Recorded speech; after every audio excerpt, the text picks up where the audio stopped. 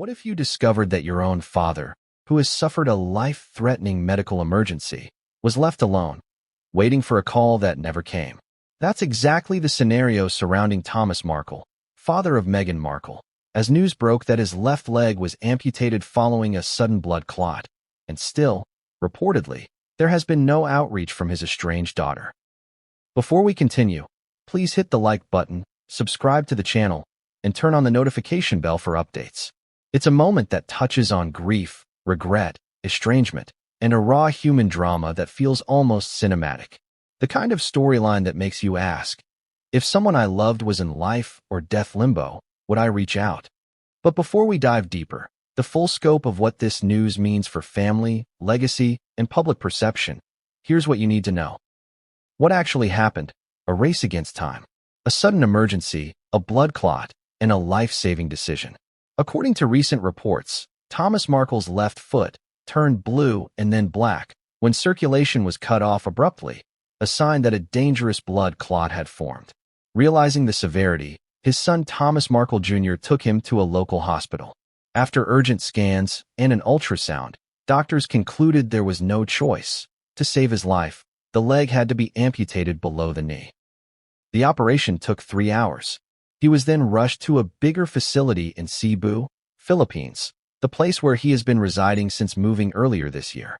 Today, he lies in intensive care, stable, but fragile. Doctors warn that the coming 48 to 72 hours are critical to avoid infection, sepsis, or further complications. It's a grim blow, especially given his medical history, which reportedly includes prior heart issues, a stroke, and even surviving a natural disaster. A father's long-standing plea and a painful silence. Here's where the story gets heavier. Thomas Markle has never met his grandchildren, Archie Harrison and Lilibet Diana. For years, he's publicly expressed heartbreak over being excluded from their lives. In 2021, he even threatened to petition a California court to try to see them, a legal measure he felt he had the right to take. But the response from Meghan has remained silence. No call, no visit, no public message. Nothing. Even now, while her father fights for his life in ICU, the radios remain silent. According to some insiders, not even a condolence note. Which brings us to the question, why? The estrangement, a chasm that deepened over time. From wedding day drama to a deep rift. Their relationship once seemed normal, even promising. But everything began to unravel before Meghan's royal wedding in 2018. Thomas Markle suffered heart attacks and was unable to walk his daughter down the aisle. A public controversy erupted when photos surfaced showing him preparing for the wedding. Photos he later admitted were staged for paparazzi. For Meghan, that betrayal was devastating. In her interview with Oprah Winfrey, you could sense the pain, not just from her father's physical absence, but from what she felt was a breach of trust. She spoke about love, family, and how sometimes silence is her only armor. After the fallout, contact was rare to non-existent. Efforts at reconciliation failed repeatedly. Public pleas from Thomas Jr. have been met with either silence or firm refusal. The rift grew deeper with each passing year. A million-dollar question, forgiveness or boundaries? Ask yourself, if someone you loved deeply hurt you at one of the most critical moments of your life, stepped into the spotlight just to grandstand, do you open that door again? For Meghan, perhaps the answer has been no. She seems to have drawn a boundary. One rooted in a sense of betrayal, public humiliation, and self-protection. But the question remains, at what cost? Because a boundary that cuts off a parent, especially one old enough to need care, can become a razor dividing love, regret, and moral responsibility. And now, with Thomas lying in ICU, that decision carries heavier weight than ever. The fallout, health, guilt, and public pressure. Medical realities, then and now. This isn't the first serious health scare for Thomas Markle.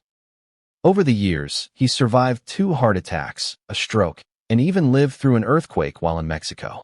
His move to the Philippines this year was meant to be a peaceful retreat, a chance to distance himself from the drama and finally rest. But life has a way of throwing curveballs. Blood clots in elderly people, especially those with cardiovascular history, can strike suddenly and with brutal consequences. Docs say the time frame between the first symptom and critical deterioration was shockingly short. The amputation may have saved his life, but it marks a painful, permanent change. And at 81, after all he's been through, it's not just a medical decision. It carries emotional weight, vulnerability, uncertainty. No sooner had the news broken than the media erupted. Headlines streamed in globally, from Europe to the Americas, from tabloids to reputable outlets, reporting the amputation, the ICU stay, and the family's plea for compassion. On social media, some voices called for empathy. Others questioned Meghan's silence. Could she not even send a message to her father in a condition so dire? His son Thomas Jr. has asked for prayers, support, and, most poignantly, for Meghan to show compassion. It's become more than a family matter. It's turned into public conscience checking. When do we draw the line between protecting ourselves and honoring the humanity of those who raised us? The emotional toll on both sides of the rift.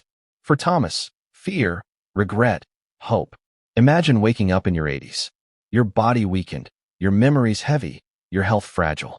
You look at your children, grandchildren, and realize time is running out.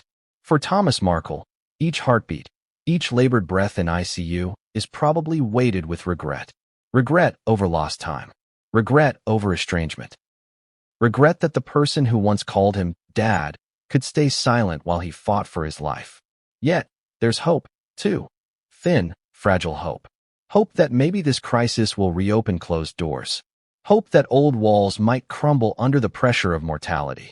Hope that love, even in silence, might find a way back. On the other side stands Meghan. Not just a global figure. Not just the Duchess. But a woman whose past, her father's choices, caused deep, lasting pain. She made a decision.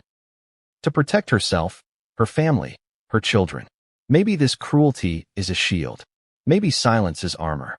Maybe boundaries are survival. But even decisions made for self-protection bear weight, especially when they involve a sick parent.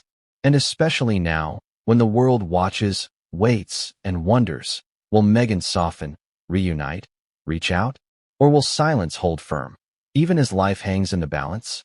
Which brings us to a broader question, one that goes beyond headlines, beyond fame. What would you do if you were Meghan? Why this story hits so hard, and why we should care? Because it's more than celebrity drama. On the surface, this could be another tabloid headline. Estranged father, royal daughter, tragic surgery. But dig deeper, and the bones of the story reveal universal themes. Family, betrayal, forgiveness, mortality. We all have relationships that are messy. Family ties that fray. Decisions we regret. People we've hurt. Doors we shut. And maybe, somewhere in the back of our minds, we wonder, what if it's too late? This story forces that question into the open. It forces us to reflect on love, healing, and the fragility of life. Because it reflects a broader pattern. Estrangement in families isn't unique to royals. Many people around the world deal with complicated relationships. Whether through divorce, betrayal, addiction, or simple misunderstandings, the bond between parent and child can be fragile. This story becomes a mirror. It forces us to confront our own regrets, our own what-ifs. It forces us to weigh pride against compassion, boundaries against empathy. And perhaps most importantly, it challenges us to consider what matters more, being right or being human. What could happen next? A turning point or another silent goodbye? Let's consider a few possibilities, because right now, the next act is unwritten. Meghan reaches out. A private phone call, a message, a visit. A small gesture that could signal a thaw.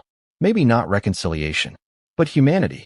Silence holds. Again, the public waits. The world watches. But nothing changes. The door stays closed. Family steps in. Siblings or other relatives attempt to mediate. Maybe a public appeal. Maybe a mediated meeting. Time runs out. Thomas's health takes another turn. Regret becomes permanent. Doors close forever. Which of those paths will unfold? We don't know. But with every hour, the pressure builds. The emotional weight grows. And the world watches. Life is fragile and unpredictable. We often take relationships for granted, assuming there's always another day, another chance. Sometimes that's not true. Forgiveness doesn't negate pain, but it can open a path to healing. Holding a grudge may protect us, but it can also close off humanity. Sometimes silence speaks louder than words. The choices we make, to speak or stay quiet, carry weight beyond what we imagine. Compassion is rarely easy, but often, when someone is suffering, kindness doesn't mean weakness. It means humanity. And finally, maybe the biggest lesson is this: when life hands us a crisis, sometimes the thing we regret most isn't what we did, but what we left unsaid. What you can do: reflect, share, speak. Think about a strained relationship in your own life. A parent, a sibling, a friend. Ask yourself, is your silence protecting you or limiting compassion? Reach out. Sometimes a simple message, a call, a gesture can mean more than we know. Share this story. Let people know, behind the glamour, the headlines, the fame, there are real lives, real pain, real stakes. Comment below. What would you do if you were in Meghan's position? What if you were Thomas, lying in an ICU bed waiting for a sign of love or regret? Some stories consume tabloids for a week and then vanish. Others linger because they touch something deeper. This is one of the latter.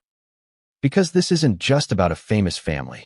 It's about humanity, mortality, estrangement, love, regret, and maybe redemption. As Thomas Markle fights to survive, the world watches. But more importantly, many people watch because they see their own lives reflected in this drama. So here's my challenge to you. Don't wait for tragedy to force closure.